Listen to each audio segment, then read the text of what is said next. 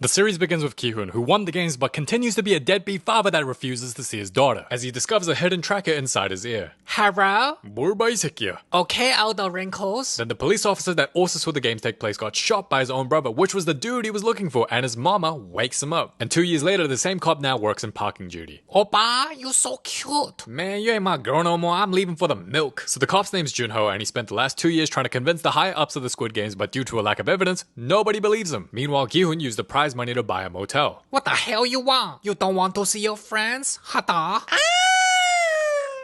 So bro's clearly traumatized from the games and is now buddies with this dude. The very loan shark that Ki-hoon borrowed money from. The same dude that tried to sell Ki-hoon's organs is all buddy-buddy now because he paid the money back. And Ki-hoon gives him more money to hire more men to find the recruiter for the games. And that's all he's been doing for the past 2 years, trying to find the recruiter with the goal of stopping the games for good. So the loan shark gets his boys and goes around all of Korea's metro to find the recruiter. Meanwhile, this raggedy homeless looking dude is the one who found Junho and rescued him after bro got shot. And Junho spent the last 2 years trying to find the islands where the games take place in search of his brother, who we now know as the front man. And after some time, they finally found him.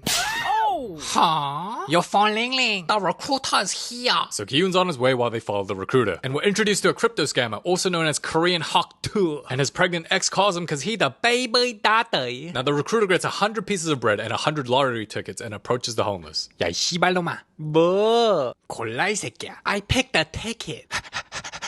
Shit. Byung-shin. Then he finds more of the homeless and nearly all of them pick the lottery ticket. You wanna see some wild shit? What he doing? We. Then our silly Ki-hoon gets pulled over for speeding, which gets Junho to search up his license plates and remembers that it was because of Ki-hoon he infiltrated the games in season 1. Then the recruiter starts to leave, and out of fear they think they'll lose him before Ki-hoon arrives. They try to capture him themselves.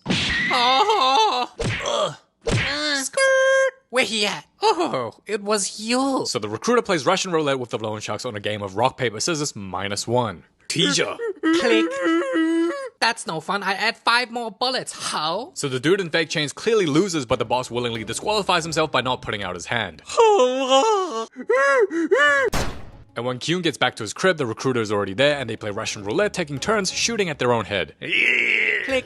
Click. Oh, that's too freaky. Then it's Ki-hoon's turn at a 50% survival rate. Pull the trigger, pussy, or admit you're trash like the rest of the players. 이 개새끼야.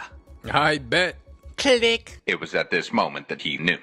He f***ed up. Pull the trigger, pussy, or admit you're a dog serving your little master.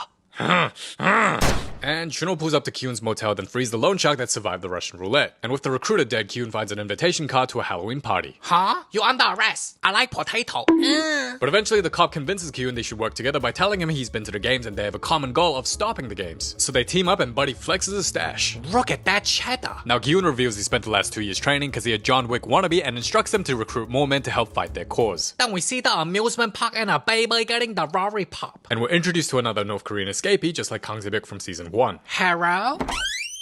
Oh shh. Bunny, this for you. You like it? Huh? Why you cut yourself? 아, 나 얘기를 존나 못생겼네. Then the dad comes and takes her away. Now throwback to season 1, this dude is Ki-hoon's bestie and that's his bestie's mom, and this kid is Se-byuk's little brother. So when Se-byuk and his bestie died, Ki-hoon puts the kid under her care and gives her more than enough money to retire. But fast forward 2 years later, his bestie's mom is still working and the kid is now in high school and hit the puberty. Bruh, how you gonna treat them better than your own daughter? And for this escapee, we'll call her Norfi. So Norfi left her daughter and fled to the south and hopes to reunite with her daughter one day. But in the meantime, she depressed, thinking her child is most likely dead. Then some mysterious dude trying to farm aura hands her the Squid Game card, and the next day the baby want Rory from Bunny again. Tee candy. Psych. Bitch, I don't know you like that. Go cry about it. And the baby passes out. Should've gave that kid some candy. Now Ki-hoon gets a location tracker implanted on him, so if anything happens, they'll know his location at all times. And they also recruited a bunch of dudes to help find the island and stop the games. Then bro calls his daughter. Hello, if this is a scammer, I will sue you. 나 영어 못해. So Buddy locks in and goes to the Halloween party and is escorted by one of the guards who takes him to talk to the front man. You should have took the flight, stupid. Now you a dumbass and a deadbeat. I wanna play hero. You ain't gonna do shit, cause the world won't change, so the game always exists. You done? You can't stop these games. I'll prove the world can change. Put me in the games. 병신새끼. So Kyun gets knocked out while Norfi is revealed as one of the gods. And later, Juno tracks Kyun's location to find the island while Kyun wakes up back in the games. And we're introduced to all sorts of characters. Crypto scammer, she, her, druggie. Yeah, look at her face. She's like, what? You smoke weed? Weed in Korea? Very bad. How could you puff a plant? Oh, disgusting. So they signed consent forms, but I wonder if they actually read it. Do you think it says something like, will you give us permission to kill you? Lost all my money thanks to you. Okay, you kimchi hak tour. So Miss Pregnant is also participating while the frontman oversees the games. And Ki-hoon reunites with one of his old gambling friends from season 1. Like, damn, how many broke friends you got? So the first games begin. Senorita. I am high. You want some of my ketamine? Then Buddy finds out his location tracker was intentionally removed and found in some fisherman's bait. Oh, 씨발. 좋댔다. Then Ki-hoon warns the players. If you lose, you die. 니 미쳤나? So they think he's crazy and don't take him seriously while the dolls are like, Kokoma, say hey, what's up, my nigga? and everyone does a good job. 톨라 빡 폴랍. 너한테 벌 안 줬어. 와. Blair. 하. Blair.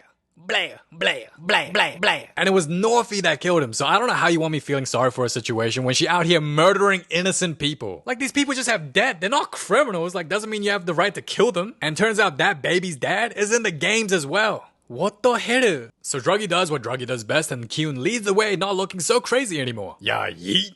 Blair, Blair, Blair. I like feet. Kokoma, say hey, what's up, my nigga? And eventually the players get across and pass the first game. We did it. Blair.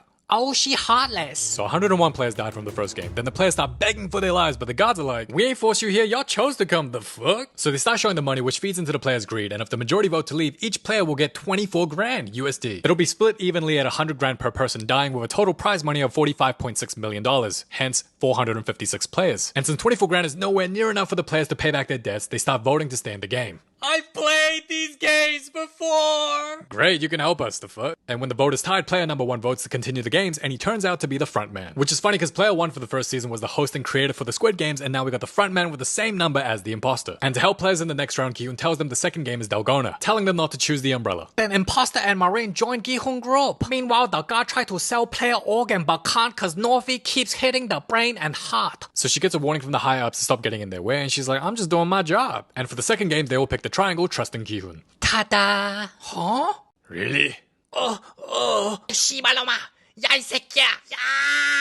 But it was just a dream. 야, 전 남친. Chunia, I don't get the abortion. But you know money. So? And for the actual second games, turns out it's not Dalgona, so Ki-hoon is seen as a fraud and a liar. 이런 사기꾼 새끼. And players start forming in groups of 5. Now I feel like they tried really hard to make another girl boss like Hang Se-byuk, but it just didn't hit the same. Because the more characters are introduced, the less screen time everyone else gets, meaning it's difficult to actually get attached to a character when every character except Ki-hoon gets little to no screen time. Like I watched the show twice and I still don't know half their names. Hello? I'm pregnant. You wouldn't refuse a pregnant lady, would you? So to explain the second game simply, they get 5 minutes to complete 5 mini-games of Dakji, Hit the Rock, Kongi, Beyblade, Let It Rip, and Jegi. All traditional Korean kids games. So one team can't even hit the rock and boy starts pissing himself in his final moments as both groups fail. And when this dude is clearly not dead so the gods can sell his organs, Norfi makes sure to hit his brain and heart so the gods can't make money. Then we're introduced to Druggy number 2. Now for this group, they actually do pretty well, like even the granny be cooking, but this lady who's a shaman starts cracking under pressure. Hi, Noma! Shaky. You want die so bad, I do it for you. I'm just playing. Beyblade, here, let it rip. Then player 120 comes in clutch and they survive the second round. Yo! I think he forgot he's the front man. And while other groups pass and fail, it's finally Ki-hoon's turn. Hiya! What the? Yo, I'm not gonna lie, this sequence was absolutely cold. Then the frontman purposely starts wasting time because he wants things to be spicy, but they still make it in time and advance to the next game. And Norfi gets attacked. You keep a killing player, I cut your finger, okay? And for the third game is called Mingle, where a number is called and you must form a group in the number called and get into a room within a designated time frame. For example, if the number is 4, you need to get in groups of 4 before the timer runs out. So for one group where there's only 3, you die. 둥글게 6. Huh? 나가! Come here. I fall. Wait, where's Youngmi? 언니. Youngmi! Psych, that's 6. 언니. 영미야. 안 돼, 영미. Youngmi. 다 너 때문이야. 너 이 새끼야. 내가 널 살렸어, 이 병신아. He's kinda right. Then for the next round, the game announces 2 players. So the druggies ditch the nerd, and this dude pulls her hair while this guy kicks him in the nuts and gets to the room. And the frontman starts showing glimpses of his true colors. What the hell? And for the third games, Norfie doesn't interfere, so players still alive were sent to get their organs sold. Meanwhile, Juno's team's practically hopeless as they keep failing to find the island. And with 100 players remaining, if they vote to leave now, they get 350 grand each, which is a pretty good deal considering it's highly unlikely they're going to survive. But no, clearly these players are in a lot of debt, or they're just plain greedy, because honestly, if you're that greedy and want high risk, high reward, then just cash out and put it all on black. At least if you lose, you won't die. So the votes turn out to be a tie, and the gods say they'll do a revote tomorrow as tensions rise between the X's and O's. And what do you know, for dinner they give each player a fork. Can I lick your feet? I like kimchi. So when the druggies threaten the nerd and tells him to vote O, Crypto Scammer speaks up. 뭐야 너, 네 뒤질래. The next time I get high, I'll make your pregnant ex mine. She'll love it. Ooh, get him! Shibalo my bitch! And Crypto Boy rug pulled his throat out and kills Druggy 1, then Druggy 2 goes apeshit and a brawl breaks out. And 5 more players die, which sets up an all-out war between both sides when the lights go out. Meanwhile, in Juno's hopeless squad, turns out there's a traitor amongst them who was screwing up their drone. And that traitor was the man that found and rescued Juno, meaning for the past 2 years, bro's been spying on him and making sure he doesn't find the islands. What you doing to my drone, la? You took my chopsticks. Yeah, yeet. And this is the moment the season started getting weird for me. So Frontman suggests to attack first, but Kyun's like, no, we waited out, play dead, and attack the gods and stop the games. But people will die if we play dead. It's for the greater good. So because Kyun is so self-righteous, players who voted X are helplessly murdered while Kyun just watches from a distance and does nothing. And why did the others listen to him? If more X players die, then they'll never win the vote to get out. And if you actually help Kyun stop the games, you can't cash out the 380k, meaning you survived all those games just to leave empty-handed. Then Sebyeok Wannabe gets cornered by Druggy number 2. You eat noodle? No. Anyways, back to stabbing, and she's dead. What's sad is I don't even know her name because she got such little screen time. And finally the gods show up. Beep. Psych, got your gun. Teehee. And player 120 is an absolute savage, killing 4 gods. Retreat. Wait, no. Then Kyun forces the captured god to take him to the control room. Huh? Oh, you dead. Yo, this dude is cooked. He's not even opening his eyes as he shoots. Then Kyun and his bestie ditch the rest while they run out of ammo. So the Marine is sent to bring more ammo, but on his way back, he gets scared and decides not to go back. And when it started looking like the players had the edge, Frontman wanted to be Frontman again, killing the players and faking his death. Hello? And when player 120 goes back to retrieve more ammo, it's already too late, and the granny's like, think of the 380 grand. Okay. And the players surrendered but were still executed, and I have a theory about Cancer Baby's dad who is presumed dead. My theory is the dad is still alive so they can sell his organs, but because Norfie knows the dad personally, she's gonna do something about it. That's my theory. And by the end, Kyun and his bestie get arrested, and the front man shows up. Was it fun playing the hero? Whee! And the season ends on a cliffhanger so everyone can look forward to season 3. And the preview for the next season shows the girl and a boy doll. Overall, the plot for the season was a lot better than I expected. The only problems I would say is the pacing felt a bit slow at times and way too many characters introduced that had little to zero screen time. But the acting was peak and it was cool to see Sebyeok's brother grown up. And it was interesting how we got to see from one of the gods' perspective and how we knew who the imposter was from the beginning and got to see new games unfold. I'm excited for season 3, but I'm also curious to know your thoughts. So let me know in the comments below. Thank you so much for watching. It's been your boy KC, and yeah, till next time.